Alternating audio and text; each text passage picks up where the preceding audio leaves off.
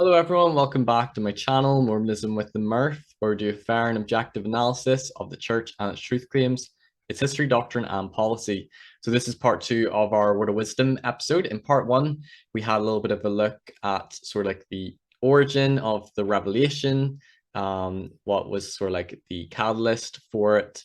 We talked a little bit about how it wasn't a strict commandment, but more like divine counsel or sort of like health advice that was given to the saints. And we talked a little bit about the promises as well for those who follow the word of wisdom. We talked about, did Joseph Smith follow the word of wisdom himself? And we had a look at, hot drinks and strong drinks, and that actually wine and beer and cider would have been allowed under the word of wisdom. And we're going to talk a little bit in this episode more about the change, how it went from being sort of a revelation and counsel to being a commandment and a test of fellowship in order to go to the temple. And we'll be talking a little bit more about the temperance movement. We sort of alluded to it in the last episode and what influence that might have had. And then we'll finish with just sort of arguments from critics, summarizing the word of wisdom and some faithful responses and the church's position. And I'll finish with maybe sharing my final personal thoughts. So let's jump in. So what is the temperance movement? So various American temperance movements since the mid-18th century had called for a ban on the sale and use of alcohol. The third wave of this movement began in 1893 and culminated with national prohibition in 1919. Among the supporters of complete abstinence were LDS Church presidents Joseph F. Smith and Heber J. Grant. Beginning in 1902, President Smith began institutional reforms to require greater adherence to the word of wisdom. So even by the early 20th century, President Joseph F. Smith was trying to make the word of wisdom adherence stricter. In keeping with the change in emphasis, the First Presidency and 12 substituted water for wine in the sacrament in their temple meetings, apparently beginning July 5th, 1906. Local Latter-day Saints congregations followed suit soon after, a practice that remains to this day because we have water instead of wine. I know in the Revelation, is it D&C 20? I don't have this in my slide, that it sort of says that it doesn't matter so much what you eat or drink, but it's symbolic of the body and blood of Jesus Christ. But the church uses water as maybe in a practical way and maybe in a healthy way. So did it come from the temperance movement? So this comes from Latter-day Saints Q&A. So a little bit about the history. We often consider the start of the word of wisdom with Emma complaining about cleaning up the floor in their Neil K. Whitney storeroom where the School of Prophets met, which was like a little MTC. In fact, recent analysis of this speech that Brigham Young gave was related to, it's called Pittman shorthand, where they found that what Emma actually was saying was that she couldn't get the stains out of the floor. So not necessarily a complainer, but more of a strong cleaner, and was focused on the cleanliness of the room. But the broader context, the social context of the word of wisdom came about. The temperance movement had started from after the Revolutionary War. Sorry, I'll say it again. From the Revolutionary War. For the 40 years up to 1830, alcohol consumption, specifically liquor, distilled spirits, had almost tripled in the United States to 1830. So it was a huge issue. A tremendous focus came about, and this temperance movement started in 1826 in Boston, the American Temperance Society. Within 5 years, there were 5,000 temperance societies around the country. By the mid-1830s, 1 out of 12 people in the United States was a member of a temperance society. So this was the environment that was happening. And if you think about it, this shouldn't be an issue or concern. This is, I'm sure, a big part of what drove Joseph to his knees, trying to seek revelation of what to do in the midst of this type of environment that they were in. So they're acknowledging that some of these questions in the temperance movement with regards to health and drinking alcohol and discussing hot drinks, that those things were going around in the environment. Certainly Joseph Smith and the Saints would have been aware of these, and they probably had an influence as well as Emma's, I wouldn't say complaints, but her difficulties in cleaning the stains in the School of the Prophets. So the temperance movement in the United States began at a national level in the 1820s having been popularized by evangelical temperance reformers and among the middle classes. There was a concentration on advice against hard spirits rather than an abstinence from all alcohol, and on moral reform rather than legal measures against alcohol.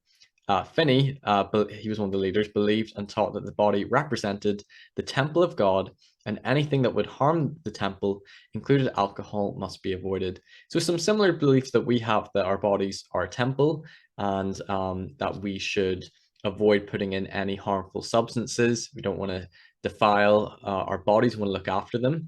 But there wasn't a strict ban on alcohol, more against maybe hard spirits, but it was more about moderation than strict avoidance. This comes from a Wikipedia article. So the Word of Wisdom is a health code followed by the members of the Church of Jesus Christ of Latter-day Saints, which advises how to maintain good health, what one should do and what one should abstain from. One of the most prominent items in the Word of Wisdom is the complete abstinence from alcohol. When the Word of Wisdom was written, the Latter-day Saints were residing in Kirtland, Ohio, and the Kirtland Temperance Society was organized on October 6, 1830, with 239 members. According to some scholars, the Word of Wisdom was influenced by the temperance movement. In June 1830, the Millennial Harbinger quoted from a book, The Simplicity of Health, which strongly condemned the use of alcohol and tobacco and the untempered consumption of meat, similar to the provisions in the Word of Wisdom revealed 3 years later. So they were talked about the harmfulness of alcohol, tobacco, and overconsumption of meat. In the Word of Wisdom, it also talks about eating meat sparingly. This gave publicity to the movement and temperance societies as they began to form. On February 1st, 1833, a few weeks before the Word of Wisdom was published, all distilleries in the Kirtland area were shut down. During the early history of the Word of Wisdom, temperance and other items in the health code were seen more as wise recommendations than as commandments. So similar to the temperance movement. Although he advocated temperance, Joseph Smith did not preach complete abstinence from alcohol. According to Paul H. Peterson and Ronald W. Walker, Joseph Smith did not enforce abstinence from alcohol because he believed it would threaten individual choice and agency, and that forcing the Latter-day Saints to comply would cause division in the church. So it's quite interesting, and I like that sort of liberal view that Joseph Smith had, that interpretation that, you know, it's divine counsel but not a strict commandment, and that he didn't want to threaten the individual choice and agency of Latter-day Saints and forcing them to comply to like these strict rules.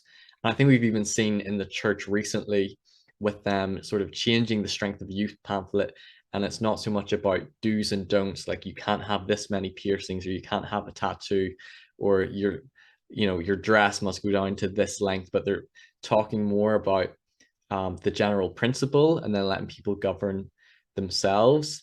And sometimes you can view the Word of Wisdom rules as very strict rules that you must fully abstain from these things, and that's not at least how the early saints practiced it. So let's move on. By the early 20th century, when scientific medicines were more widely available and temple attendance had become a more regular feature of Latter-day Saint worship, the church was ready to accept a more exacting standard of observance that would eliminate problems like alcoholism from among the obedient. In 1921, the Lord inspired President Heber J. Grant to call on all saints to live the Word of Wisdom to the letter by completely abstaining from all alcohol, coffee, tea, and tobacco. Today, church members are expected to live this higher standard. So this comes from Fair Latter-day Saints. By 1902, the leaders were strongly encouraging its members to keep the law, and were even beginning to deny temple recommends to those who would not. They were, however, still merciful and patient with the older members who had been born into the system and for whom change was presumably quite difficult, or those who had not been born. Joseph F. Smith urged stake presidents and others to refuse recommends to flagrant violators, but to be somewhat liberal with old men who used tobacco and old ladies who drank tea. Habitual drunkards, however, were to be denied temple recommends. So the church had been emphasizing the importance of living the Word of Wisdom from a very early time. Clearly, there were always many who refused to go along with it. Even Brigham Young had difficulty giving up coffee and tobacco until his later years. So the church kept emphasizing it. In 1841, at a conference at the church, This is held in Zarahemla, Iowa. It says, resolve that this church will not fellowship any person or persons who are in the habit of drinking ardent spirits or keeping tippling shops, and we will use our best endeavors to suppress it. From the 1850 Millennial Star. If he be guilty of drinking ardent spirits instead of being ordained to the priesthood, he should be admonished, and if he should in any case carry it to drunkenness, he should be strictly dealt with, and if he repent not, he should be excommunicated. President Young made many interesting remarks. He spoke upon the word of wisdom, of its origin, and said it was well kept when it was first given. So here is sort of like a critic's thought on the word of wisdom. So he says, I want to give the church credit for the paragraph explicitly mentioned that there was a growing public movement against alcohol, tobacco, and other substances. And yes, it's good the church is being more open and transparent about the historical context. When I was taking the missionary discussions, the word of wisdom was hailed as a revelation that Joseph Smith could not have possibly known about on his own. I think that was my impression as well growing up. But as we have come to learn, almost every idea that Joseph Smith would later adopt was from a surrounding influence around him. So I give the church credit for stating up front that these ideas of abstaining from certain substances was not unknown or unique at the time of Joseph Smith's revelation. As a convert, I thought it was remarkable that Joseph Smith knew the problems that could come from abusing alcohol and tobacco. So it was quite a surprise to learn that not only did other groups already discuss this, but the word of wisdom itself was treated much differently in Joseph Smith's lifetime. And yeah, it's like what Kate Holbrook said, it didn't come out of a vacuum. These things were being discussed in his environment and probably did have an influence upon him. It doesn't prove necessarily that the word of wisdom wasn't inspired or from God, but it does show that these things didn't just come out of a vacuum. So here's some objections from the New Testament. So it's a very common question, how is the fact that Jesus drank wine, and we read about that in the New Testament, but we can't drink wine today? So Fair Latter Saints acknowledges, yes, Jesus and other people in the Old and New Testaments drank fermented wine. So it wasn't just grape juice. Unlike us today, they're not under any commandment not to do so. So they weren't under a commandment. The New Testament even has some of these passages. So Colossians 2:16, it says, therefore, do not let anyone judge you by what you eat or drink, or with regard to a religious festival, a new moon celebration, or Sabbath day. One could interpret this passage as saying that we shouldn't judge people on what you eat or what you drink, and it doesn't really matter, those things. In Mark 7, Jesus says, are ye so without understanding also? Do not perceive that whatsoever thing from without entereth into the man, it cannot defile him, because it entereth not into his heart, but into the belly, and goeth out into the draught, purging all meats. And he said, that which cometh out of the man, that defileth the man. Now, I think he's speaking explicitly too, because they couldn't eat certain meats like pork under the Judaic law, under the law of Moses. But he's saying that, anything that, sort of enters into your mouth doesn't defile you, which you can interpret as any food or drink, but it's what comes out of your heart is sin, and that's what defiles you. And it's not so much what you partake of. And we know that Jesus and his disciples drank wine.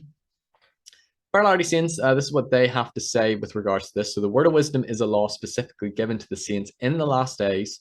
It is not a universal or natural law like God's law against murder that applies to all mankind in all ages. The word of wisdom does not apply to non-Latter-day Saints, and it did not apply to the Lord's covenant people before the restoration of the gospel in the last days. It is a circumstantial commandment, one that is given to a particular people at a particular time and place. So it was not wrong for the Savior and his apostles to drink fermented wine at the Last Supper, or at the wedding of Cana, or in other circumstances.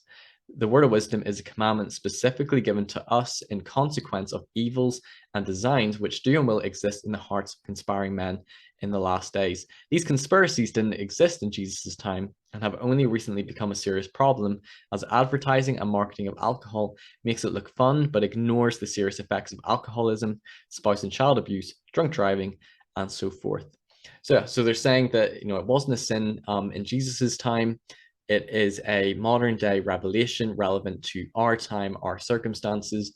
And I would agree that there can be some negatives of alcohol. People can become alcoholics. People can make poor decisions. when they're drunk. So I'm not advocating that it's good to drink and party a lot. So I acknowledge their point, and I acknowledge that that Jesus and his disciples were not under the law that we're under today, if that makes sense. But here's like the critic's position on the word of wisdom. So you can read about this in Saints, chapter 19, about a cholera outbreak, sickened over 60 people and took the lives of over a dozen early members of the church. This outbreak happened the year after the word of wisdom was recorded. What better way to show that Joseph Smith was receiving real truth from God than to learn such a basic necessity as boiling their water before consuming it? I cannot stress this enough. If every concept in the word of wisdom was known to Joseph Smith through outside movements, such as temperance movements, yet the most important revelations that were unknown to people at the time, such as boiling water, were left unsaid. So in his view, he feels that, if it were an inspired revelation, the Lord should have also revealed to them about the importance of boiling water, so they wouldn't, get sick, and get rid of the contaminations, and that they wouldn't catch the cholera outbreak, which I can understand that, and I can understand him saying that some of these things came from Joseph's environment as well. Although I would say that hot drinks, the temperance movement said that hot drinks, tea and coffee, could replace alcohol, but it's different that Joseph Smith said that they're not good for the body also. So this is a faithful interpretation on the word of wisdom. So the standard works have many scriptures admonishing us not to defile the mind or the body. The promises associated with the word of wisdom are considered both temporal and spiritual. The temporal promise has been interpreted as better health, and the spiritual promise is a closer relationship to God. Latter-day Saints, with the word of wisdom as a foundation and are mindful of both the scriptures and the counsel of a living prophet, are encouraged to personalize their health regimen, and just like anybody else who chooses to live a healthy lifestyle quickly, realize that there are many paths and options. At this juncture, members of the church decide for themselves if they will follow the basic parameters of the word of wisdom. That is to abstain from coffee, tea, alcohol, and tobacco. Or if they will go the extra mile, for example, by not drinking any caffeinated drinks or eating any caffeinated products whatsoever. In the church, we refer to this as living according to what the Holy Spirit has revealed to each of us, or in this instance, living according to the spirit of the word of wisdom.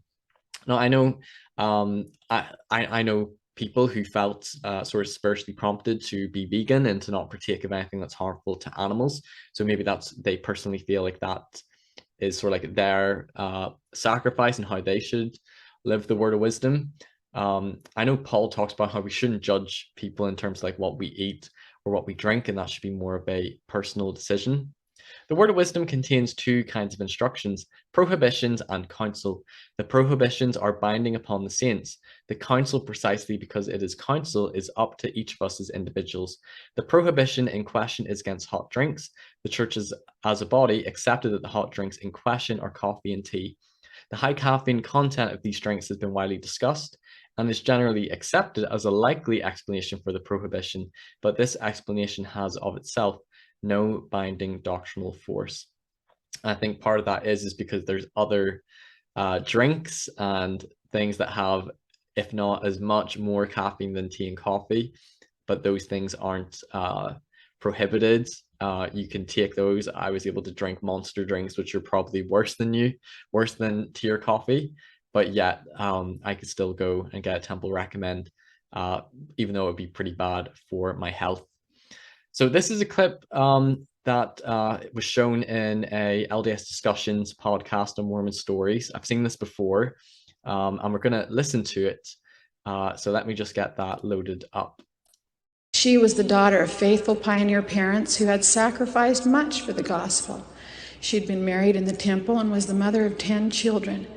She was a talented woman who taught her children how to pray, to work hard, and to love each other.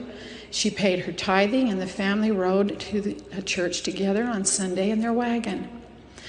Though she knew it was contrary to the word of wisdom, she developed the habit of drinking coffee and kept a coffee pot on the back of her stove. She claimed that the Lord will not keep me out of heaven for a little cup of coffee, but because of that little cup of coffee, she could not qualify for temple recommend. And neither could those of her children who drank coffee with her. She lived to a good old age, and she did eventually qualify to re-enter and serve in the temple. But only one of her 10 children had a worthy temple marriage, and a great number of her posterity, which is now in its 5th generation, live outside of the blessings of the restored gospel she believed in and her forefathers sacrificed so much for. So, yeah, you know, that's in many ways, I think she's being sincere. So I don't want to mock or laugh at her. And the church really does see the word of wisdom as a law of obedience. And, you know, although that woman believed that, oh, drinking a cup of coffee won't keep me from heaven, you know, you can't go to the temple and partake of those sealing ordinances, because you won't be given it if you drink tea or coffee or alcohol, because those things are forbidden under the word of wisdom, although it wasn't always the case from the beginning. But that is the new sort of policy or application of the word of wisdom. And members would say, well, that's what the living prophets have told us, and they've received new revelation, and that's sort of the implementation of the doctrine of the word of wisdom. A critic would say, like, this is a dangerous teaching. It stems from revelation that was never meant to be a commandment in the first place. It's inconsistent in its rules, and has been disproven as a health code, which is why the church has rebranded it as a law of obedience. Because under the original word of wisdom revelation, you know, it talked about hot drinks, which could be interpreted as tea and coffee. Strong drinks weren't good, but mild drinks like beer or cider or wine were okay. And it was never a strict commandment, but more moderation and counsel. So let's see. So this comes from Fair Latter-day Saints. So it is a common misconception of both members and non-members that the word of wisdom exists primarily to promote the health of the members. Health protection is an important benefit of the word of wisdom. This is made clear by the verses 18-20. But equally, and the most important reason for the word of wisdom is the promise given in the last verse of D&C 89, in which members are told, "And I, the Lord, give unto them a promise that the destroying angel shall pass by them as the children of Israel and not slay them." This refers to the last curse put upon the Egyptians prior to the exodus from Egypt. The Israelites were to mark their houses with lamb's blood at the first Passover. Houses so marked were protected from the destroying angel. Is lamb's blood magic? Does it repel angels like garlic? Does vampires? Hardly. Rather, we understand blood to be a symbol of the covenant between God and Israel, and Christians understand it to be a foreshadowing of the culmination of that covenant, as the blood of Jesus Christ protects from sin and destruction those who enter into a covenant with him. Thus, the word of wisdom functions in a similar way. It marks us as people under covenant to God. Consumption of coffee and tea is a common practice in many cultures. When others notice a member of the church abstaining, it sets them apart as willing to forego something that is culturally popular. This reinforces our duty to keep our covenants in both our minds and in the eyes of others. Some question why it is that we interpret hot drinks as only pertaining to coffee and tea. The answer is that is how Joseph Smith, the prophet who received this revelation, interpreted hot drinks in his mind while receiving the revelation. Joseph Smith's model of revelation is one in which God can select mental content that we have previously produced as something that he would like to teach or emphasize to us. It is also one in which God speaks to prophets according to their language and understanding so that they can comprehend his commandments. So I'm going to give sort of like a summary for the word of wisdom before I sort of share my sort of final thoughts. So it was a revelation given to Joseph Smith in Kirtland, Ohio in 1833, titled The Word of Wisdom. It's sort of a health guide with things that we should partake of, on things that we should avoid, and there's promises in there. So members of the School of the Prophets smoked tobacco. Emma complained, or at least said she was struggling to get rid of the stains. Joseph pondered and inquired of the Lord and received the revelation. It was not a strict commandment, the word of wisdom, and it was not a test of fellowship. Joseph Smith drank beer and wine throughout his life, and we know Brigham Young struggled with tobacco and I think it was coffee. The temperance movement was happening throughout the United States, where many of these ideas against not drinking alcohol and tobacco and meat were being discussed in his environment. The word of wisdom became a commandment and a test of fellowship for entering the temple under Heber J. Grant in 1921. The word of wisdom is now considered a commandment and a law or test of obedience. The revelation of the word of wisdom didn't come out of a vacuum as we originally thought, but there were surrounding influences, but one could still believe that it was still inspired, as Joseph foresaw perhaps evil and conspiring men of the last days, and also of the health detriments of taking things like tobacco and such. So I'm going to share my sort of personal thoughts on the word of wisdom, and this might come across a little bit controversial. I wasn't sure about sharing this, but I'm just going to be honest on my feelings of it. I don't have any sort of a spiritual testimony of it. I am a believer, so I do believe Joseph Smith was a prophet, so I don't think we can pick and choose the revelations. So I'm by no means denying that it was a revelation from God, but I don't believe that drinking tea or coffee or even alcohol is a sin. I kind of maybe had that mindset growing up, and I did go inactive for a period, and I've drank all those things, and did not feel like I, sinned or felt like I lost the spirit in any way. I've committed other sins, and there's things I've done that, with regards to lying or being, taking something that doesn't belong to you, or something to do with, the law of chastity, where I maybe have felt some guilt surrounding it. But with that, didn't really feel like it was a sin. And we know both Joseph Smith and even Jesus drank alcohol as well. The word of wisdom wasn't given in the revelation originally as a strict commandment or constraint, but a word of wisdom, so counsel and advice. So I believe that in good, healthy dietary practices, I believe that we should eat and drink healthily. I don't think it is a good lifestyle to drink every night or to be drinking coffee every day, nor do I think it's good to eat chocolate all the time or bakery food. And if I'm being honest, a lot of the members in my ward probably eat a little bit too much. And some of them could probably do better, having a healthier lifestyle. But yeah, that doesn't stop them from their fellowship or getting a temple recommend. And I personally think that the word of wisdom should be emphasized more as moderation and not a strict commandment. I don't feel like those who drink tea, coffee, or alcohol should be forbidden from going to the temple. I understand that this has been a change made by succeeding prophets and further revelation that we should follow the prophets. But I think my concern is that it was never originally meant to be a strict commandment. And you could say that God was being merciful to those saints, but it just seems like rules that are being enforced that just seem like, do they overly really matter? I feel like it's more about your heart, and the church is moving away from strict rules to the youth about all these letter of the law sort of things. I sort of feel like a general, more liberating approach that treat your bodies well. Your bodies are a gift from God. Don't put in harmful substances, but that doesn't mean that you cannot have one cup of tea or one drop of alcohol.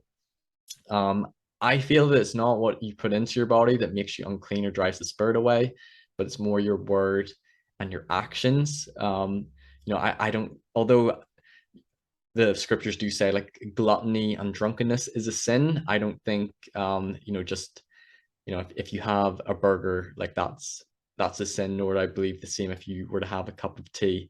And I think it's more about your words and your actions. Like if you are a really mean person, I think God would care more about that than if you drink tea. And I feel like maybe that should be a temple recommend question, are you unkind or, mean to other people? I feel like Jesus would care more about that. So I personally think the church should soften on some of these strict rules, because it was never a strict rule when the revelation was first received. If it was, and that was my impression, growing up in the church, I thought it was always a strict commandment, and that was just from not a close enough reading of the revelation or understanding the history. So if it's a strict commandment from the Lord, then yeah, then we should follow it. But I feel that it was made a strict commandment by the leaders, and we know there's been some policy changes by leaders which haven't always been correct or which have been altered. And this is one which I think it wouldn't even be going against the revelation or doctrine to not make it a strict commandment and make it necessary in order to enter the temple. I'm not denying the revelation being from God, but we know policy can change. I see the strict obedience to the word of wisdom as policy, not doctrine. So I think it should be changed. And I just think I don't understand why somebody who drinks the occasional cup of tea or coffee should be, forbidden from entering God's temple and partaking of the ordinances. I don't really think that's even what the Lord was saying in the revelation. I know somebody might push back on me and say, you don't know the mind and will of God, and the things of God are foolishness to the natural man because they have to be spiritually discerned and you need to have a spiritual testimony of it. But, tomorrow President Nelson could say, no more chocolate, no more chips, no more, fizzy drinks.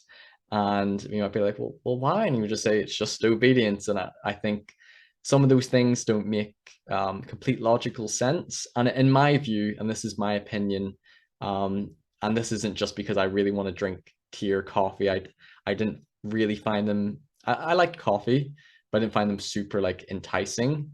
But it's more the principle of it. I don't like the principle that if somebody drinks the occasional cup of tea, they aren't worthy to attend the temple. Yeah, I think it should be more moderation, counsel, as it was in the beginning.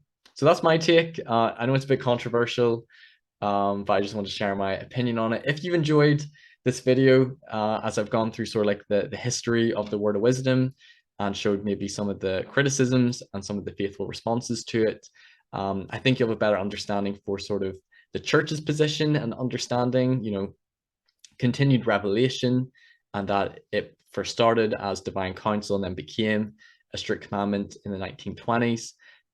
You have a better understanding of how it was initially perceived and followed, what was the catalyst for it with the temperance movement.